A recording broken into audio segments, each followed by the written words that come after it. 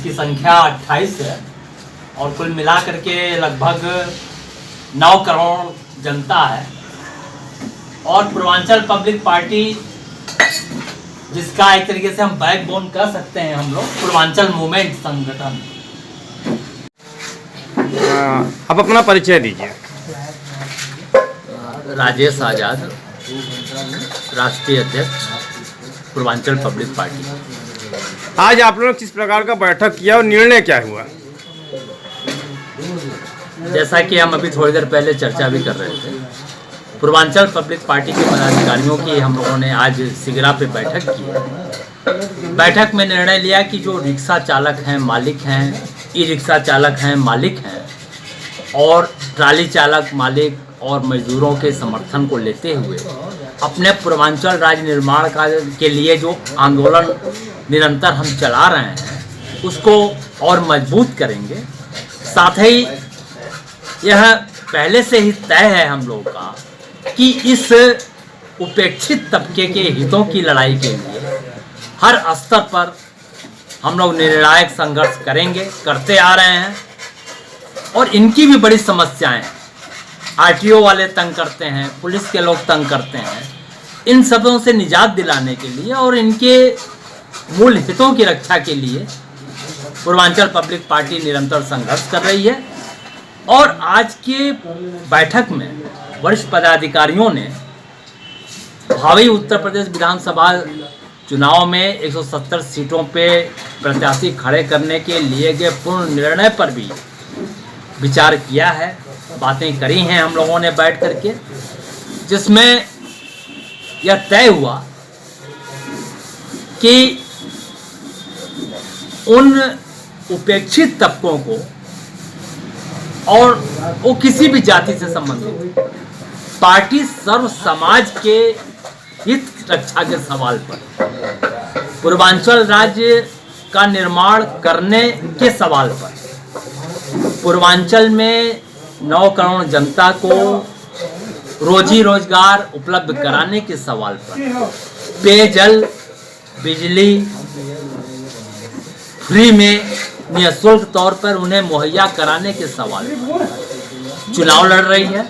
इस बीच में इस पर भी चर्चा हुई कि जो आम आदमी पार्टी है और ओवैसी साहब की पार्टी है और पूर्व में लालचवश कुछ दिनों के लिए प्रदेश में मंत्री रहे माननीय ओम प्रकाश राजभर जी के बारे में भी चर्चा करी। तो हम लोग पदाधिकारियों ने ये कहा उसमें मूल रूप से कि आम आदमी पार्टी के राष्ट्रीय अध्यक्ष केजरीवाल साहब बहुरूपियां हैं,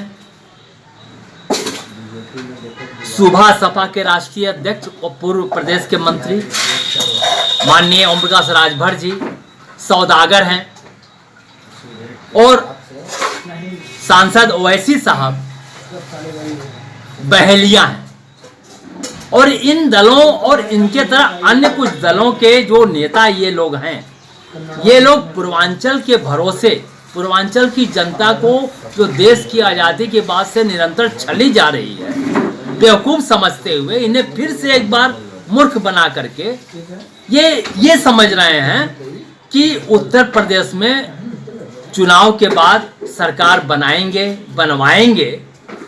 इस भ्रम को हम पदाधिकारियों ने चर्चा के दौरान सिरे से किनारे किया, खारिज किया, और यह बोला एक मत से, एक राय से कि पूर्वांचल की जनता अब जाग चुकी है, उसने मन बना लिया है कि वह पूर्वांचल की इन 170 सीटों पर उसी दल को सहयोग करेगी जो उनके लिए लड़ रहे हैं। बनारस में भी और बनारस के बाहर अन्य जिलों में भी जो साथी संघर्ष कर रहे हैं, जो दल या संगठन संघर्ष कर रहे हैं पूर्वांचल राज्य बनाने के लिए, उनका सहयोग करके और उनकी सशक्त भागीदारी से, सहयोग से भावी दिनों में, आने वाले दिनों में चुनाव के बाद उत्तर प्रदेश की सरकार बनेगी। यह 9 करोड़ जनता पूर्वांचल ने तय कर लिया है। आज की जो वरिष्ठ पदाधिकारी हम लोग के साथ चर्चा में रहे हैं, उसमें राष्ट्रीय उपाध्यक्ष पार्टी के श्रद्धेय श्री दिलीप विश्वकर्मा जी, सचिव राष्ट्रीय डॉक्टर रश्मि अग्रवाल जी और सोमनाथ प्रजापति जी जो प्रदेश के उपाध्यक्ष हमारे हैं, इन लोगों के अलावा हमारे बीच में आए थे अभी राष्ट्रीय विकास मंच पार्टी के राष्ट्रीय अध्यक्ष डॉक्टर पीके तिवारी साहब, उनका भी हम स्वागत करते हैं। उन्होंने अपना विचार रखते हुए ये कहा, जो हम लोग जिसके लिए निरंतर प्रयास करते आ रहे हैं कि समान विचारधारा वाले और पूर्वांचल राज्य बनाने के सवाल पे संघर्ष करने वाले तमाम दल और संगठन को एक किया जाए, जिसमें हमारे बैठक में उपस्थित पदाधिकारियों ने भी सहमति जताई है। और निकट भविष्य में हम तमाम उन सारे दल संगठन के वरिष्ठ लोगों के साथ बैठेंगे, मंत्रणा करेंगे और भावी चुनाव के परिप्रेक्ष्य में बहुत ही महत्वपूर्ण निर्णय लेंगे। चौंकाने वाले नतीजे उसमें हम लोग के बीच में आएंगे। यही खास तौर पे आज की बैठक में हम लोगों ने निर्णय लिया। बहुत बहुत धन्यवाद। नमस्कार।